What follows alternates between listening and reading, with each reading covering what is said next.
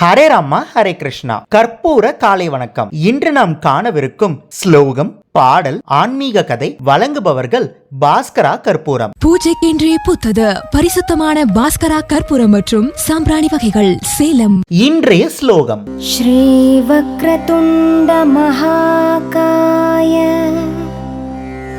சூரியகோட்டி சமப்ரபா நிர்விக்னம் குரு மே தேவ சர்வகார்யேஷு சர்வதா. இன்றைய பாடல்: ஜகதோதாரிணி மாதா துர்கா ஜகதோதாரிணி மா, ஜகதோதாரிணி மாதா துர்கா ஜகதோதாரிணி மா. ஜகோ ஜகோ மா, ஜகோ ஜகோ மா, ஜகோ ஜகோ மா ஜனனி, ஜகோ ஜகோ மா, ஜகோ ஜகோ மா, ஜகோ ஜகோ மா ஜனனி. ஹே கௌரி தேவி ரணச்சண்டி தேவி, ஹே சிவரமண ஜகோ மா, ஹே சிவரமண ஜகோ மா.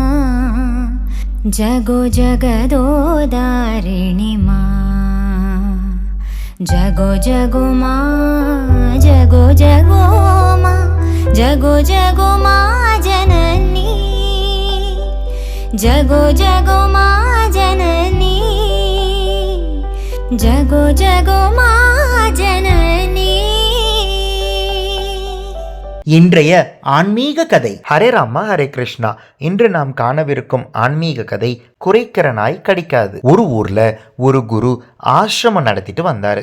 இந்த குரு அந்த காலத்து குரு இல்ல, சோசியல் மீடியால அக்கௌண்ட் வச்சிருக்கிற குரு அப்படின்னு வச்சுக்கலாம். அந்த குருவை பார்க்கறதுக்கு இந்த ஜெனரேஷன்ல பிறந்து வளர்ந்த ஒரு பெண் பார்க்க வந்தாங்க. அந்த பொண்ணு குரு கிட்ட, குருவே, நான் சோஷியல் மீடியா இன்ஃப்ளூயன்சரா வேலை செஞ்சுட்டு இருக்கேன். நான் சோஷியல் மீடியால போட்டோஸ் வீடியோஸ் எல்லாம் போடுறேன்.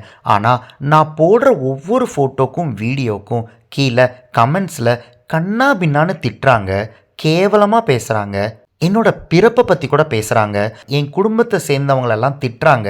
எனக்கு கோவமாக வருது.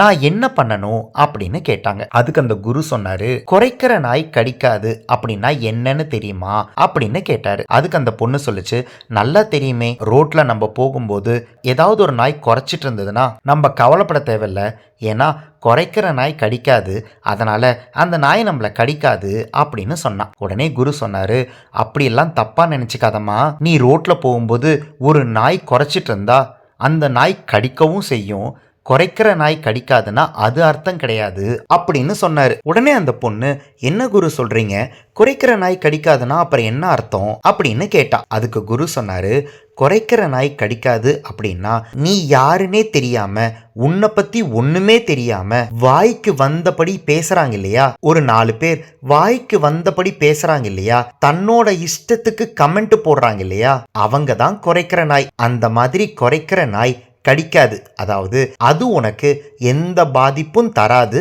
தரவும் கூடாது அப்படின்னு சொல்றாரு. உடனே அந்த பொண்ணு, அப்படிங்களா குரு, இப்பதான் நான் புரிஞ்சுக்கிட்டேன். இனிமேல யார் என்ன கமெண்ட் போட்டாலும் நான் கவலைப்பட போறதில்ல, என்னோட இஷ்டத்துக்கு நான் போட்டோவும் வீடியோவும் போடலாம் தானே அப்படின்னு குரு கிட்ட சொன்னா அந்த பொண்ணு. உடனே குரு சொன்னாரு, இல்லம்மா, நீ நினைச்ச போட்டோ வீடியோஸ் எல்லாம் சோஷியல் மீடியாவில் போடக்கூடாது அப்படின்னு சொல்கிறாரு. சொல்லிட்டு குரு சொல்கிறாரு, நீ சின்ன வயசுலேருந்து வளரும்போது உன் வீட்டு பெரியவங்க, உன்னோட பள்ளிக்கூடத்தில் உனக்கு சொல்லி கொடுத்த ஆசிரியர்கள் அப்படின்னு எத்தனையோ பேர் நல்ல நல்ல நெறிமுறைகளையும் தர்மங்களையும் உனக்கு சொல்லி கொடுத்துருப்பாங்க.